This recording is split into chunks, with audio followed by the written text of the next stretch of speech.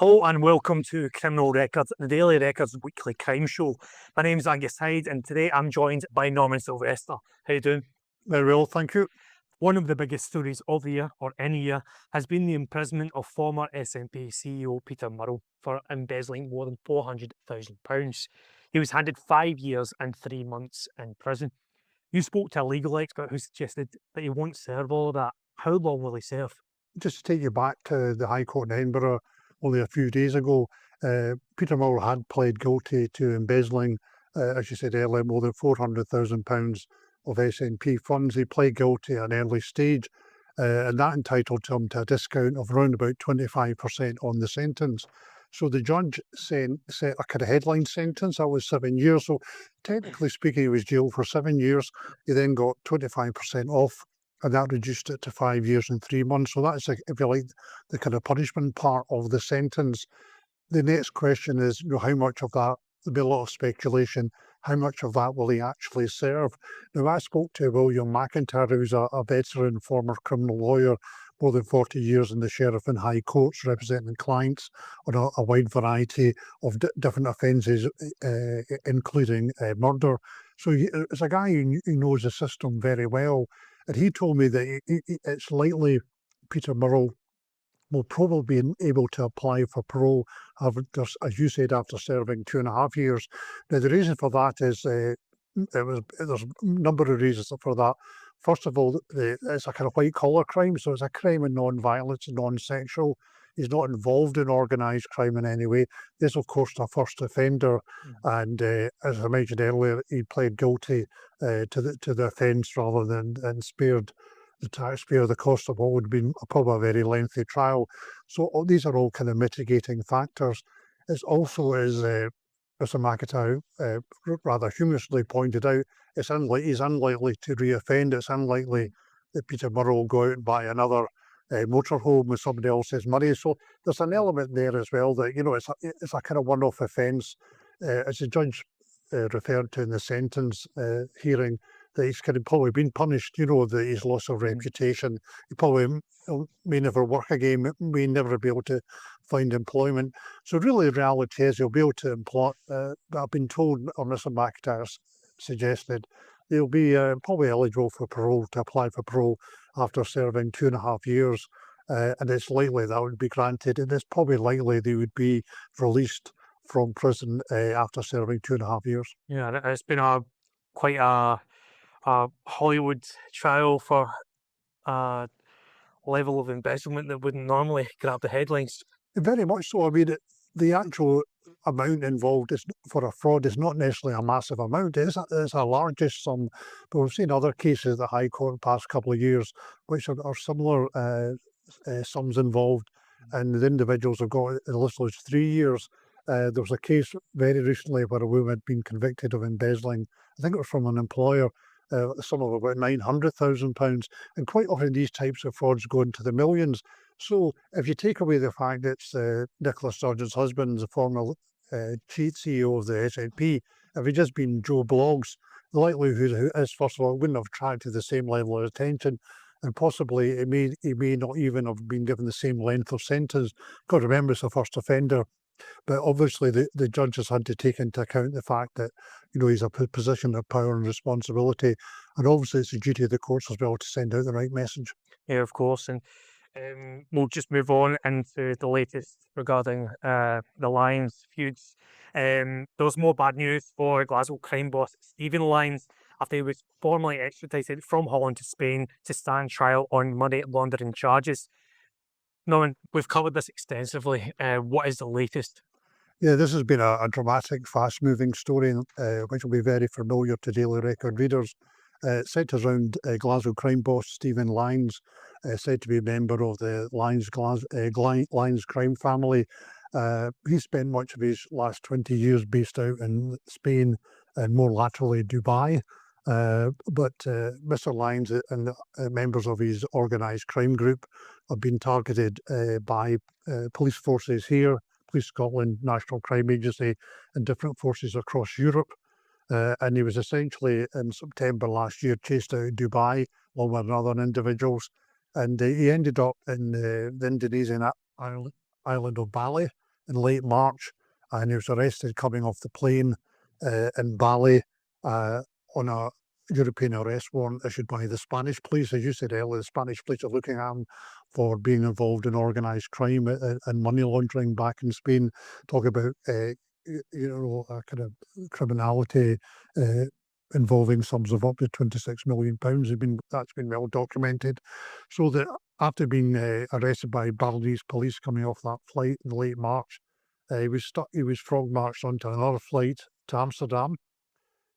From there, the Spanish authorities sought his extradition back to Spain. There was a hearing earlier this month, and about 2 weeks ago, June the 18th, the Dutch judges, 3 judges in the Amsterdam District Court, agreed to his extradition back to Spain, to Madrid, to face the charges of organised crime, money laundering under the Spanish European arrest warrant. So the latest development was roughly a couple of days ago, he was put on a flight with the Spanish police back to Madrid and appeared in a court there, and has since, we're not too sure where he is now, whether he is possibly in a prison in the Madrid area or maybe down in the south of Spain. Just explain a bit about why he ended up in Amsterdam via Spain.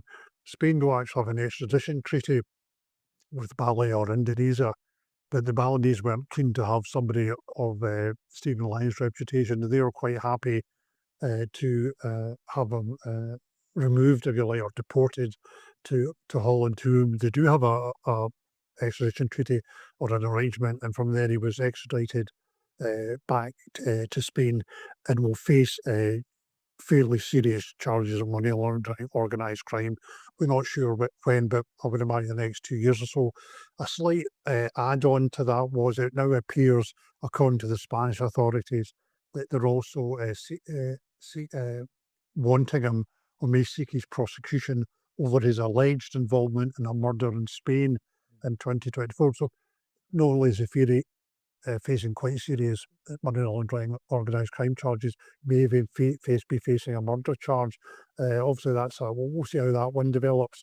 We also know that other members of Lyon's crime gang have been arrested in a series of raids, both in Scotland and abroad. In Spain, there's been arrests in the south of Spain, Barcelona, and the Costa del Sol. So there's been a lot of police activity. The main target seems to be Stephen Lyons. At the moment, he's in a Spanish prison awaiting trial, so it's very much watch this space. Of course, and talking of one crime figure going on to another in the past, crime figure Paul Ferris, very well known in Glasgow and maybe beyond, after he appeared or he was portrayed by Martin Compston and The Wee Man, back in the news because there's going to be another new movie based on his life. How's that coming along, and what's happening with that? Yeah, I mean, our readers will be familiar with Paul Ferris, an organised crime figure or underworld figure from a previous era. He famously stood trial at the High Court in Glasgow in 1992, charged with the murder of Arthur Thompson Jr., the son of then Glasgow crime boss Arthur Thompson Sr. It was one of the most remarkable trials I ever covered, and it was the longest running case of its kind, over 3 months. And he was cleared unanimously by a jury of the murder of Arthur Thompson Jr. and a number of other charges as well, including attempted murder and sort of various other charges, including drugs charges. So he walked free from court that day, cleared of the murder and other charges. And there was initially a movie made about his life based on a book that he did while he was in prison, Ferris Conspiracy, and that kind of told the story about him growing up in the kind of Black Hill area of Glasgow, and how he became a kind of enforcer for Arthur Thompson Sr., made a bit of a name for himself in the sort of Glasgow criminal underworld. And obviously there was the big trial in 1992 for which he walked free. Literally, in many ways, without staying on his character, the verdicts were all unanimous by the jury. But he got himself into a bit of bother later in the 1990s, and he was arrested on gun running charges and got a sentence of 7 years at the Old Bailey in London. So the first movie, called The Wee Man, which starred Martin Compston as Paul Ferris, that told his story growing up and up to the point of the trial of which he was cleared in the charges.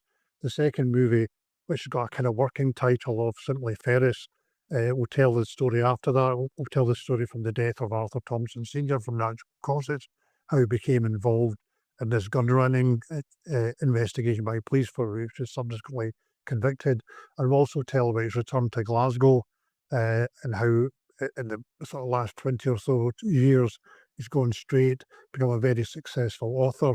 He was initially involved as a security consultant, but in the main, the last 20 years he's been writing books and doing some personal appearances, podcasts, what have you.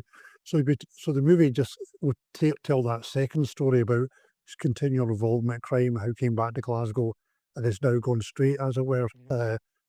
Which was quite a remarkable change, because in his day he was quite a major crime figure. He was very much a byword. Everybody knew the name Paul Ferris, but he's kind of changed his life around, and I think the movie will reflect that.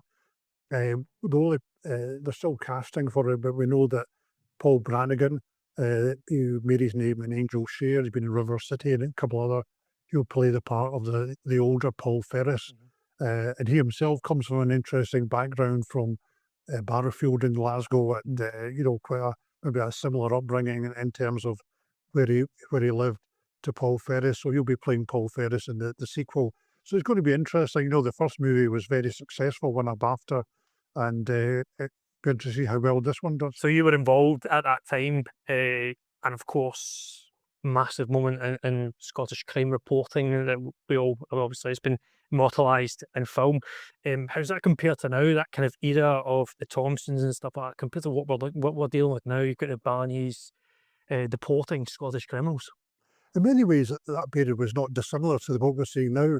We're seeing maybe a growing sophistication. If you go back to the early 1990s, a lot of crime was quite localised. You had local crime gangs operating in different areas of Glasgow. What we've seen in the last year or so is a lot of organised crime groups, including the Lions, are quite global. We've got a Glasgow crime group who are basically being identified. The Spanish police is one of the biggest in Europe. So you've seen a lot of organised crime becoming more global. The days of people, criminals having Arthur Thompson Senior, class example, having their own kind of personal fiefdoms, that's kind of died away a bit. It's a bit more sophisticated now. What we were seeing in the early 1990s was the growth of the money to be made from the drugs trade. That kind of started in the 80s with the heroin, the boom in heroin, and also cannabis as well. What we've seen more in the modern era is the money to be made from cocaine. Now, cocaine's a different drug from heroin. Heroin's very much a kind of drug of drug addicts, whereas cocaine has been a bit of a leisure drug, which people right across social groupings, working class, middle class, the celebrity class, you name it, everybody's using it, and it's not as specialised a drug, it's not as niche a drug, and that's where the money's been made. That's where the entry into the kind of cocaine market is where a lot of criminals are making their money now. And so we've seen a kind of escalation, the kind of more sophisticated criminal operations that were beginning to develop in the 90s have become more global. We've seen a lot of Glasgow crime groups like the Lions and others become quite international in their outlook. Of course. And moving on, a fascinating story emerged last week of how convicted killer and underworld figure Robert Birdman O'Hara was able to run his criminal empire from behind bars for more than 20 years. We've recently seen that one of his associates, Mario Rea, was jailed earlier this month. The main question is, Norman, how did he do it? Yeah, this is an interesting one, Angus, because it's often said that a lot of criminals are able to run their empires or drugs empires from behind bars. And this is a case in point. It's shown to the extent that they have been able to do so. It's often a kind of throwaway remark. Well, I bet they keep their empires going behind bars. And we know that they're able to get access to mobile phones and all that kind of thing, where they can text and they communicate and get access to internet and what have you. But this is a classic case in point where a major organised crime figure who's been in prison now for 22 years serving life for murder has, it would appear, during that period of time, been able to keep his empire running and even be able to expand it. So we heard the story in the High Court of Glasgow last week of Mario Rea. Now, Mario Rea might be quite well known to daily record readers as well, from the Lanarkshire area, the ex-boxing promoter. He's come to the attention of the police quite a few times over the years. He'd pled guilty to being involved in money laundering and serious organised crime. It basically emerged that he'd been working for Robert Birdman O'Hara. Now, O'Hara's was sentenced to life imprisonment in 2004 for the murder of a local Postle Park man, Paul McDowell. He was given a further jail sentence at the start of last year, given an extra 9 years for being involved in I think the term used in the court was directing serious organised crime. Now, he was in prison at the time, so he was directing serious organised crime from his prison cell. And what emerged last week was that Mario Ray and two other men had basically been facilitating his kind of criminal empire or criminal operations on his behalf. So he's in prison. He can't obviously get out and speak to these people acting, as actors, literally on his behalf. And it was quite interesting that the Mario Ray was described as somebody who carried out instructions on behalf of O'Hara. In particular, he made sure that O'Hara's partner, stroke wife, and daughter were well looked after, that they had access to luxury flats, fast cars, designer clothes, and watches. So he would carry out the instructions of O'Hara. O'Hara clearly had access to a mobile phone. He would text him or message him with various instructions. There's also a suggestion that during this time in prison, his actual O'Hara's wealth had increased. I mean, they're talking about O'Hara wanted him to buy a Lamborghini, 225,000 Lamborghini. He'd also sent his partner 71 links on the Rightmove property sites of houses in affluent areas, ranging from $500,000 to $1 million. There was details of flats in Kelvinside, Aberfoyle, really nice flats worth £500,000, £635,000. So basically, he would appear to be directing, not directing, but carrying out O'Hara's instructions. Basically running his business In absentia. in absentia. And there was also, I think, the judge says, I think his plea mitigation from Ray's lawyer was he got himself involved in something he couldn't get out of. The Lord Arthur, who was the trial judge, said, your position appears to be that you're acting for a criminal principle against your will. So this is really interesting, that you've got this guy, notorious figure, who's the last 20 odd years been able to run his crime empire from prison. And he's got these guys out in the streets operating the day-to-day business on his behalf. And it was interesting, I think that one of the bits of evidence was that they found a phone, I think that was messages from O'Hara on it, including a kind of spreadsheet of O'Hara's assets and what have you. And what we also know, we've mentioned before in recent broadcasts, is that police now are beginning to crack a lot of these messaging systems, organised crime groups. EncroChat, stuff like that. So that's produced a kind of wealth of information. So, but it's quite a major coup for the police as well. O'Hara is as big as you get in the Glasgow crime scene. Mario Ray's quite a well-known figure as well. A couple other associates are known to the police have been put away as well. So, in terms of the crackdown on organised crime, it's quite a success for the police. Yeah, another notch for Police Scotland in that regard. We have a story about a new theory regarding the unsolved murder of Nairn banker Alistair Wilson in 2004, potentially involving a late night poker school. Now, we've talked about this before. What is the latest on that? And this is, as we've covered in Criminal Record in the last year or so, the long-running investigation by Police Scotland, into the murder of Nairn banker Alistair Wilson. Alistair was a business bank manager with the Bank of Scotland. Sunday night, November 2004, he's putting his kids to bed. Guy comes to the door and asks for him. There's a bit of an exchange at the door, and Alistair's shot dead. The gunman walks off, dumps the gun in a drain about a couple hundred yards away. And really, since then, it's probably Scotland's most baffling unsolved murder. The police were ordered to do a reinvestigation about 18 months ago on the instruction of the Lord Advocate. But what we do know from previous information put out by the police is that the thing that the murder could centre around a planning dispute. Alistair lived directly across from a hotel where they stuck up a decking in a beer garden without planning permission. And the hotel is very close to where Alistair lives. It's literally a stone's throw. And Alistair lodged objections to a retrospective planning permission, which would meant the beer garden, which was quite popular with local people, would have been closed down. And a lot of the local regulars even had helped build it and stuff like that. And the suggestion was that the killer might even be a regular at the pub who had taken umbrage at Alistair's objections. And now it sounds bizarre, but as I've been told, people have been killed for less.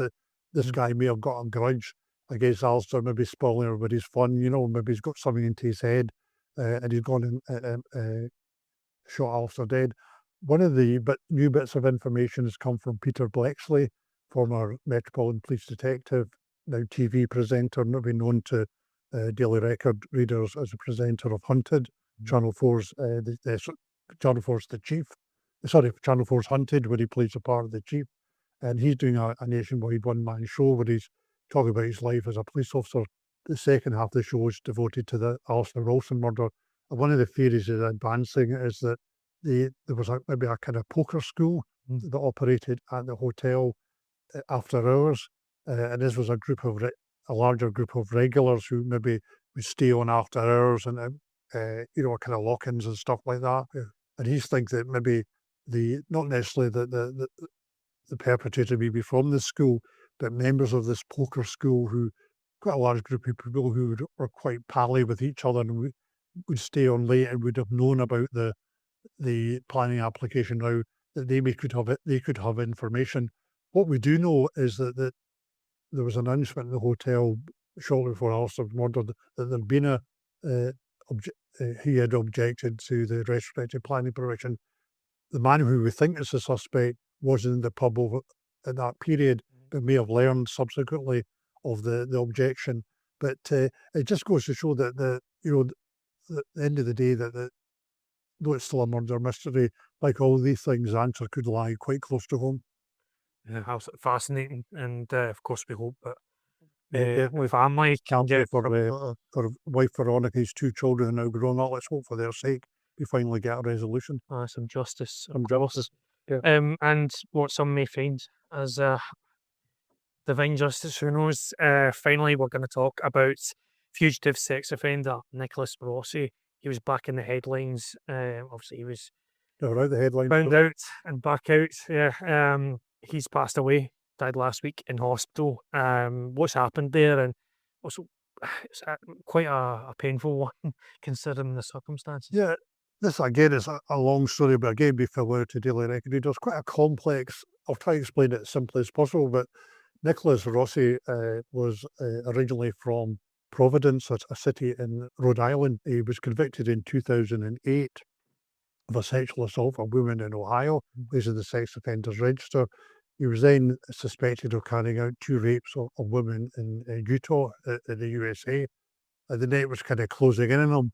So in 2017, he fled to Britain, created a new identity for himself of Arthur Knight, got married, settled down in the kind of Bristol area, and then, for reasons best known to himself, relocated to Glasgow, posing as a kind of academic working for Glasgow University, and he rented a flat with his wife Miranda in the West End of Glasgow.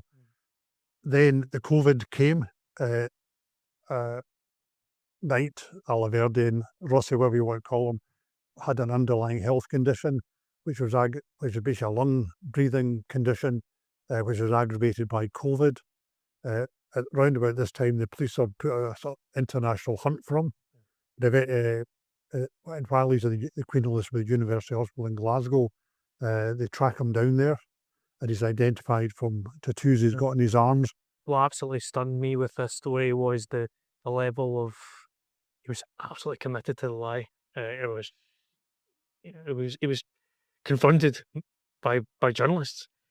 He was confronted, but he continued to lie, continued to insist that he was Arthur Knight, and he created this kind of image, this character of this slightly eccentric English gentleman that kind of almost the monocle, the kind of Victorian outfits, the kind of fedora hats and what have you, and he spoke in this kind of English accent. I mean, he covered up his American accent brilliantly, and had this almost pitch perfect kind of old school home counties English accent.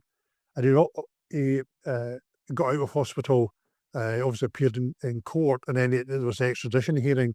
So he spent the next probably 2 and a bit years fighting extradition.